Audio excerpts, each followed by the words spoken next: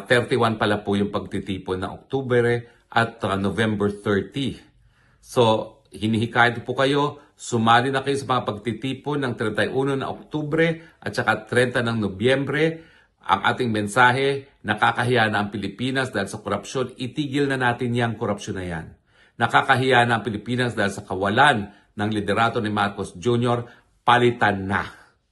Nandiyan naman po ang Vice President natin si Inday Sara Duterte.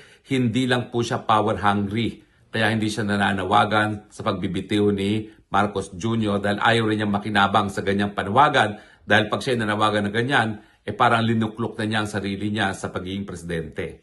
Hindi po kasalanan ni Inday Sara Duterte na iniiwasan niya na siya'y magmukhang power hungry. Pero ang katotohanan, kinakailangan na po tayo magpalit. Dahil tignan niyo pong ekonomiya, the worst are all happening now. The worst performance of the stock market, the worst performance of the peso. Pareho po yung barometer. Sukatan po yan ng sigla ng ekonomiya. Kung pinakamalala na po ang bagsak ng piso at ng stock market, yan po ang pinakamalalang bagsak ng kabuhayan sa Pilipinas. Gumising na kayo. Matindi na ang problema sa pagkagutom. Ngayon ang pagkagutom kasama na ng pangunahing problema ng sambayan ng Pilipino, ang walang tigil na pagtaas sa presyo ng bilihin, ang kawalan ng trabaho, mababang sweldo, at ngayon po ang pagkagutom at kawalan na ng pag-asa ng ating mga kababayan. Kinakailangan na po ng pagbabago.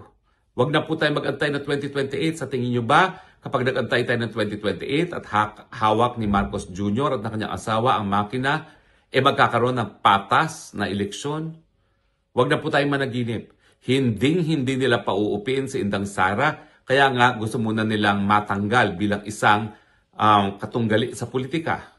Pero dahil hindi nga po sila nagtatagumpay sa ngayon, ang next plan ay wag siyang panalunin sa eleksyon in 2028 by hook or by crook. Ulitin ko po, wag na kayong umasa na babasahin ng tama ng mga makina ang boto ninyo para kay Inday Sara kung aantayin nyo pang eleksyon sa 2028. Dapat ngayon pa lang gawin na nating presidente si Inday Sara dahil hindi na tayo mabubuhay pa kung aantayin pa natin ng 2028. Baka mamaya mahigit 100 na ang dolyares pagdating ng 2028. At the rate, itong si Marcos Jr. ay nagpapalakad ng mga bagay-bagay. Maawa naman po tayo sa ating mga sarili. Tama na po ang paghihirap ng Pilipino. Palitan na po natin ang Marcos Jr.